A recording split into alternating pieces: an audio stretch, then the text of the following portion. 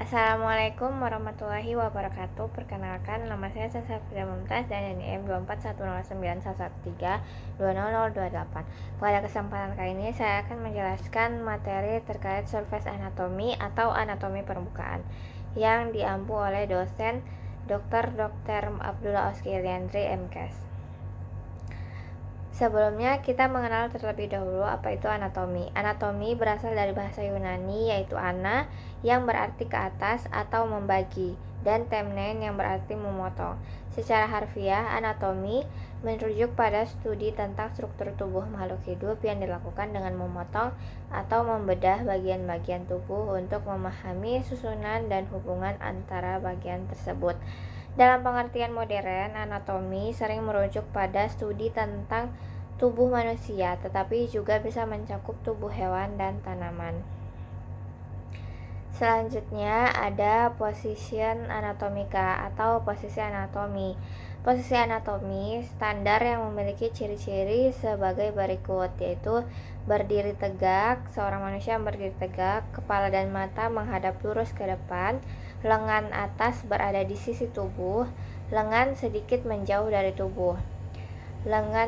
Telapak tangan menghadap ke depan, ibu jari mengarah menjauhi tubuh, kaki sejajar, dan telapak kaki rata di tanah dan menghadap ke depan.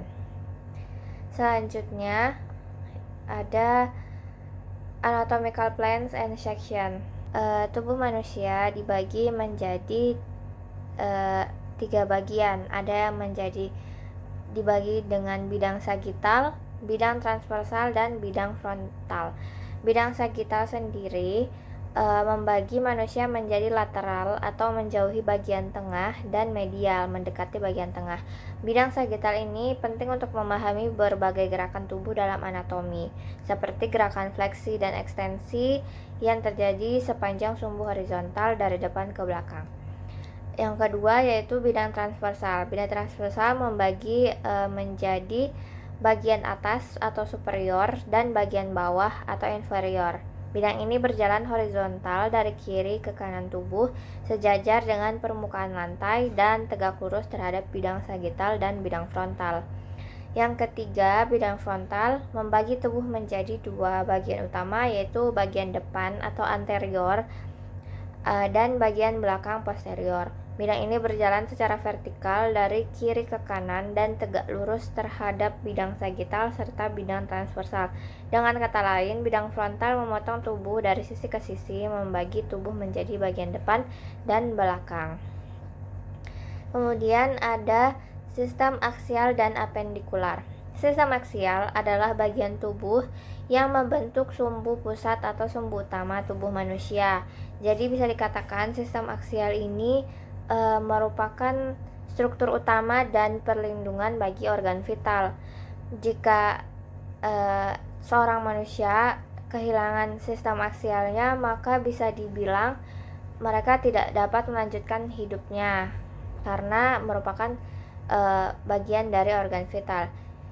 Terdiri dari tulang tengkorak atau skull yang melindungi otak dan organ sensorik seperti mata, telinga, dan hidung. Ada tulang dada, thoracic cage, termasuk tulang rusuk dan tulang dada, melindungi organ-organ vital di dada seperti jantung dan paru-paru. Ada juga tulang punggung. Tulang punggung atau vertebra column mendukung tubuh bagian atas dan melindungi sumsum tulang belakang. Secara keseluruhan, sistem aksial berfungsi untuk memberikan dukungan struktur utama bagi tubuh dan melindungi organ-organ vital yang terletak di dalam tubuh bagian tengah. Selanjutnya ada sistem apendikular. Sistem apendikular mencakup semua anggota gerak tubuh yang terhubung ke sistem aksial. Terdiri dari anggota gerak atas yaitu tangan, termasuk tulang lengan, pergelangan tangan, dan jari. Anggota gerak bawah, kaki, termasuk tulang paha, lutut, betis, pergelangan kaki, dan kaki. Selanjutnya ada sabuk bahu atau shoulder girdle. Ini struktur yang menghubungkan anggota gerak atas ke tubuh, termasuk tulang selangka atau clavicle dan tulang belikat atau scapula. Lalu ada sabuk panggul, pelvic girdle ini. struktur yang menghubungkan anggota gerak bawah ke tubuh, terdiri dari tulang pelvis, pinggul. Sistem apendikular bertanggung jawab untuk pergerakan tubuh, memungkinkan kita berjalan, berlari, menggenggam, dan melakukan banyak aktivitas lainnya. Ini juga berperan dalam keseimbangan tubuh. Jadi jika kita kehilangan salah satu apendikular skeleton, kita masih bisa beraktivitas seperti biasa, walau dengan keterbatasan fungsi dari tubuh itu sendiri. Selanjutnya yaitu head and neck atau kepala dan leher. Pada kepala terdapat rambut. Rambut ini kenapa monyet simpanse yang katanya nenek moyang kita memiliki bulu yang lebih banyak? Ada beberapa alasan mengapa hal itu terjadi, yaitu yang pertama evolusi adaptif. Manusia dan simpanse mengalami evolusi dengan cara yang berbeda, seperti setelah berpisah dari nenek moyang bersama, mereka sekitar 6-7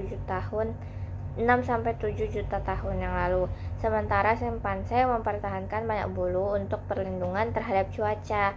Manusia mengalami penurunan jumlah bulu sebagai bagian dari adaptasi untuk menghadapi kondisi lingkungan yang lebih beragam. Selanjutnya juga penurunan bulu pada manusia itu dikarenakan untuk membantu mengatur suhu tubuh, terutama pada awalnya ketika manusia mulai beraktivitas di luar ruangan pada siang hari. Kehilangan bulu membuat tubuh manusia lebih efisien dalam proses pendinginan melalui keringat. Ketika manusia menjadi lebih aktif berkeliaran di siang hari dan akhirnya tinggal di daerah panas, kehilangan bulu memberikan keuntungan dalam hal kemampuan mendinginkan tubuh. Selanjutnya juga yaitu pengaruh seksual dan pemilihan alam. Seiring berjalannya waktu, perbedaan dalam tampilan fisik termasuk jumlah bulu mungkin dipengaruhi oleh seleksi seksual dan faktor sosial. Ada kemungkinan bahwa manusia, terutama pada beberapa budaya, menganggap tubuh yang kurang berbulu lebih menarik atau lebih bersih.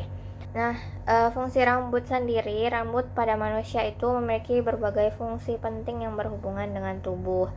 Secara anatomi, rambut terdiri dari batang rambut dan folikel rambut yang terhubung dengan kelenjar sebaceous atau kelenjar minyak dan otot erektor pili. Fungsi dari rambut sendiri yaitu untuk perlindungan fisik. Pada kulit kepala, biasanya rambut ditemui di kepala memberikan perlindungan terhadap sinar UV matahari yang dapat merusak kulit. Ini juga membantu melindungi kulit kepala dari cedera fisik seperti goresan atau benturan ringan. Selanjutnya yaitu rambut pada wajah, yaitu bisa pada alis, pada janggut, atau pada bulu mata.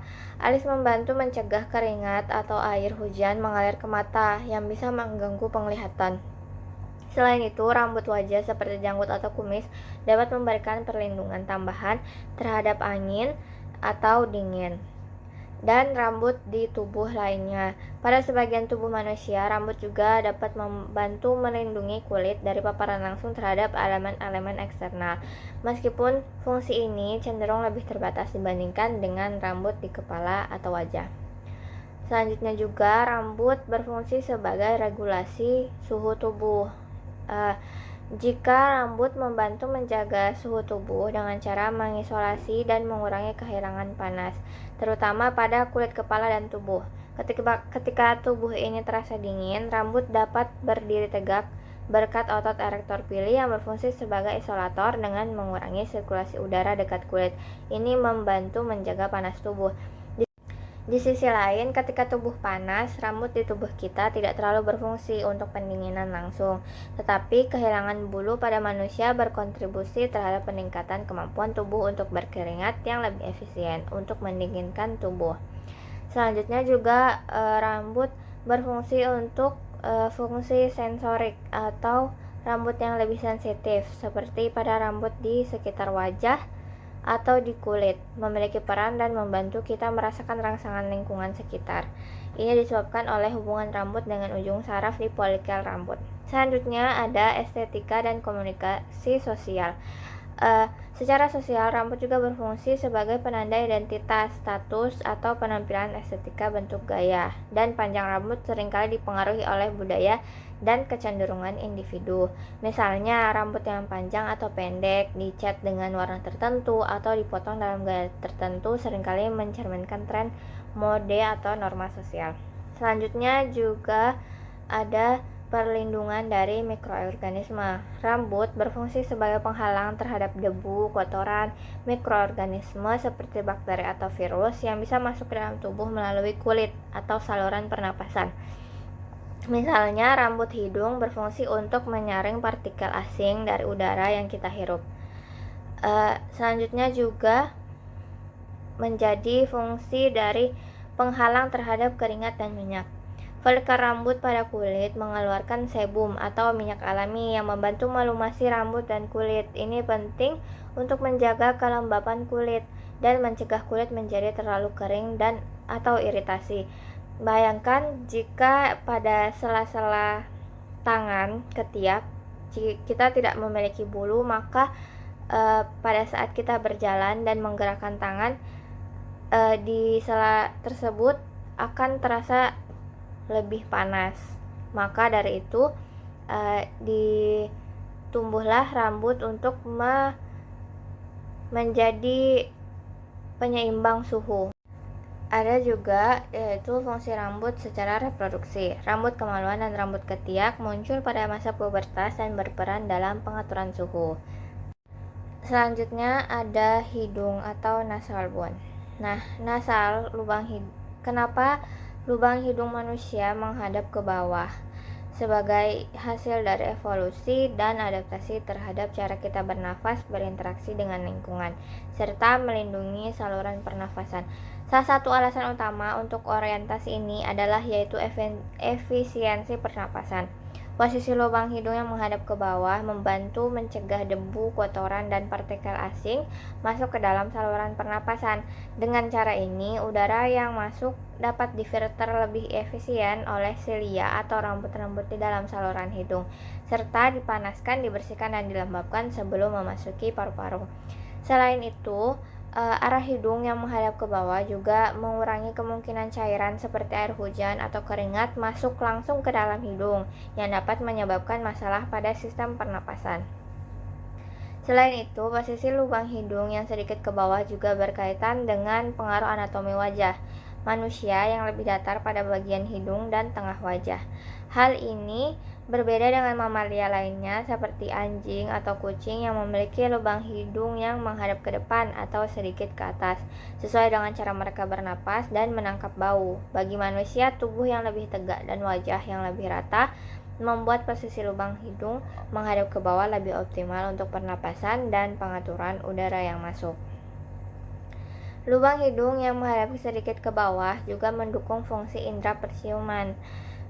Ini menyebabkan bau dari lingkungan lebih mudah terarahkan ke reseptor penciuman di rongga hidung yang memudahkan manusia mengenali bau. Sebagai bagian dari adaptasi lingkungan, bentuk dan posisi hidung manusia juga dipengaruhi oleh iklim tempat mereka tinggal. Orang yang tinggal di daerah dingin atau kering cenderung memiliki hidung yang lebih panjang dan ramping untuk membantu menghangatkan dan melembabkan udara yang masuk. Sedangkan lubang hidung yang menghadap ke bawah mendukung proses ini khususnya bagi mereka yang tinggal di iklim dingin. Perbedaan ini juga terlihat jika dibandingkan dengan beberapa hewan seperti mamalia yang hidup di air, misalnya paus atau lumba-lumba, yang memiliki lubang hidung di bagian atas kepala untuk bernapas saat tubuh mereka sebagian besar berada di bawah permukaan air. Sebaliknya, manusia yang hidup di daratan memiliki lubang hidung yang menghadap sedikit ke bawah untuk lebih mendukung aktivitas di tanah. Jadi, secara keseluruhan, bentuk dan arah hidung manusia adalah contoh bagaimana adaptasi anatomi berfungsi untuk meningkatkan efisiensi pernapasan. Di hidung terdapat tulang rawan, terdapat juga di telinga. Karena sifatnya yang elastis dan fleksibel, memberikan dukungan struktural tanpa mengorbankan kelenturannya. Di hidung, tulang rawan mempertahankan membantu mempertahankan bentuknya meski terkena tekanan ringan seperti saat bernafas, berbicara, sementara di telinga, tulang rawan memungkinkan bentuk telinga tetap terjaga dan fleksibel meski sering terpapar gesekan atau angin. Keberadaan tulang rawan juga melindungi kedua organ ini dari cedera ringan dan memungkinkan mereka untuk kembali ke bentuk semula setelah mengalami distorsi. Selain itu, tulang rawan mendukung fungsi estetis dan praktis, seperti kemampuan hidung untuk menyaring udara dan telinga untuk menangkap suara dengan efektif. Daun telinga memiliki bentuk cekung yang berfungsi untuk mengumpulkan dan mengarahkan suara ke saluran telinga, meningkatkan kemampuan kita dalam mendeteksi dan menentukan arah datangnya suara. Selain itu, daun telinga membantu memperkuat suara dengan frekuensi tertentu, meningkatkan sensitivitas pendengaran kita. Sebagai pelindung, daun telinga juga mencegah benda asing dan kotoran masuk ke dalam saluran telinga. Dari sudut pandang evolusi, bentuk dan ukuran daun telinga juga berperan dalam identifikasi individu, meskipun fungsi utama pada manusia lebih banyak berkaitan dengan orientasi suara dan perlindungan struktur telinga dalam. Selanjutnya yaitu kulit. Kulit manusia memiliki berbagai fungsi penting yang mendukung kelangsungan hidup dan kesehatan tubuh. Sebagai pelindung, kulit berfungsi mencegah masuknya bakteri, mikroorganisme, dan zat berbahaya lainnya, serta melindungi tubuh dari paparan sinar ultraviolet yang berpotensi merusak.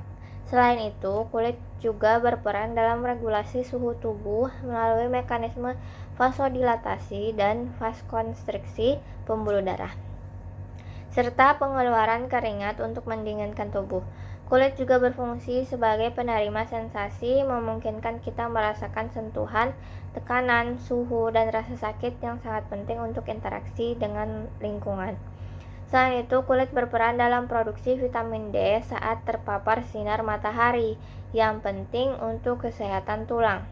Kulit juga menyimpan lemak sebagai cadangan energi dan air untuk menjaga keseimbangan cairan tubuh, serta membantu ekskresi melalui keringat yang mengandung limbah seperti urea dan garam. Di samping fungsi-fungsi fisiologisnya, kulit juga berperan dalam estetika dan memberikan penampilan fisik yang mempengaruhi persepsi kesehatan seseorang. Struktur kulit terdiri dari 3 lapisan utama, yaitu epidermis, dermis, dan subkutis, yang masing-masing memiliki peran dalam mendukung berbagai fungsi vital ini. Pada hewan, proses keratinisasi juga terjadi, tetapi dalam beberapa spesies. Proses ini menghasilkan struktur yang jauh lebih keras dan lebih tahan lama, seperti tanduk pada beberapa hewan, contohnya pada sapi, pada kerbau, dan pada rusa. Pada manusia, proses keratinisasi pada kulit yang menghasilkan lapisan pelindung yang disebut stratum corneum yang terdiri dari sel-sel mati yang kaya keratin. Lapisan ini penting untuk perlindungan tubuh dari kehilangan air, infeksi, dan cedera. Namun pada hewan, proses keratinisasi seringkali menghasilkan struktur yang lebih keras dan lebih tahan lama, seperti kuku, cakar, sisik, dan tanduk, yang melayani fungsi perlindungan atau sebagai alat untuk bertahan hidup. Selanjutnya yaitu ada abdomen atau perut. Nah, untuk abdomen atau perut ini terbagi menjadi 2, yaitu ada yang membaginya menjadi 9 region dan ada juga yang membaginya menjadi 4 region. Untuk 9 region terbagi menjadi 9 bagian. Yang pertama yaitu right hypochondriac atau hipokondrium kanan, terletak di bagian atas kanan abdomen di bawah tulang rusuk, yang mencakup bagian kanan hati, empedu, dan sebagian usus halus.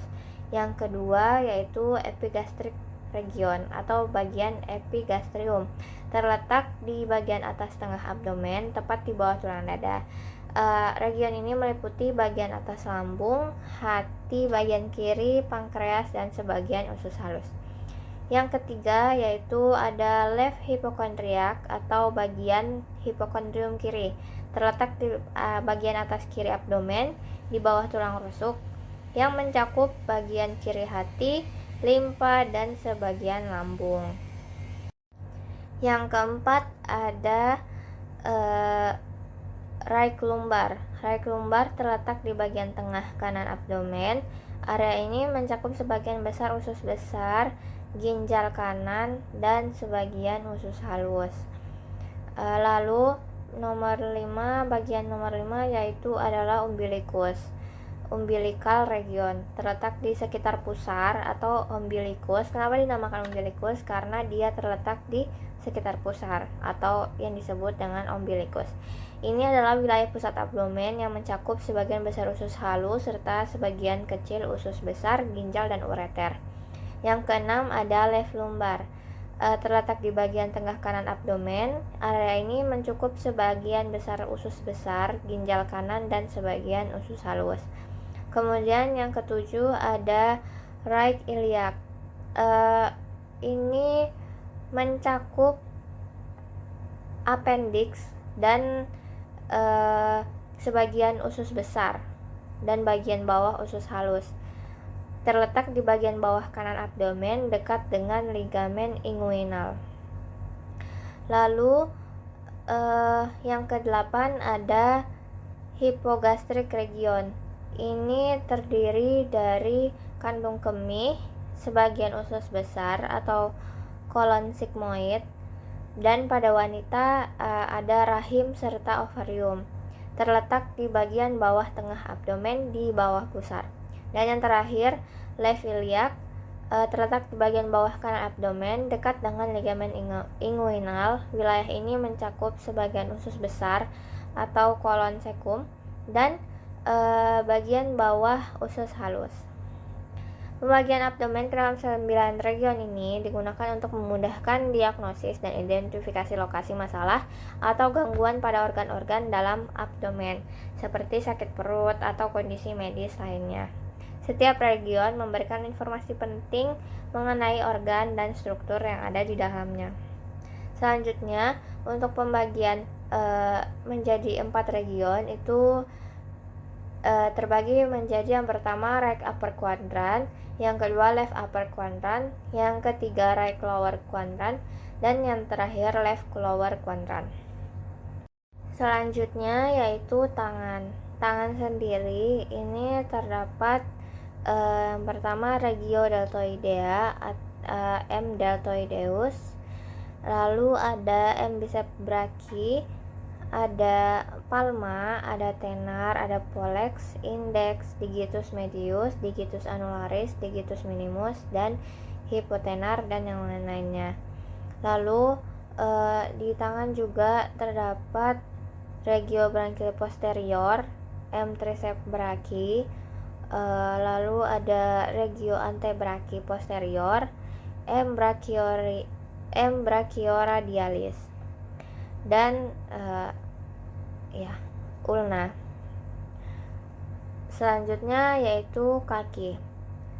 Kaki terdiri dari spina iliaca anterior superior, lalu ada caput fibulae, tuberositas tibiae, regio crudes anterior, ada dorsum pedis, planta, digiti, dan hallux.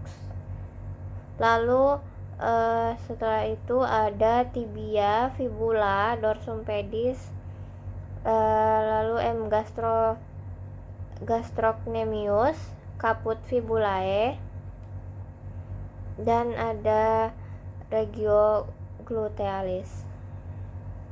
Selanjutnya kita pindah ke jantung.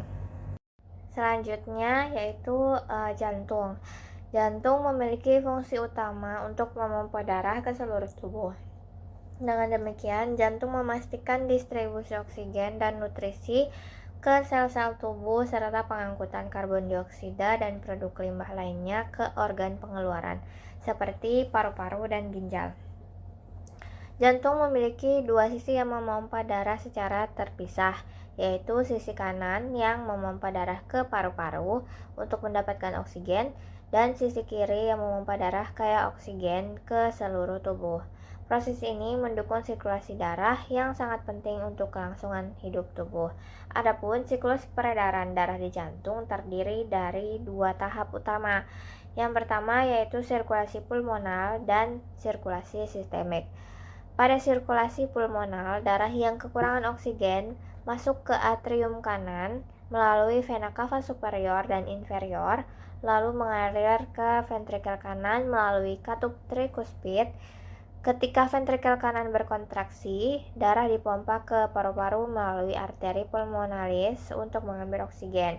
Setelah itu, pada sirkulasi sistemik, darah yang sudah teroksigenisasi kembali ke atrium kiri melalui vena pulmonalis, kemudian mengalir ke ventrikel kiri melalui katup mitral.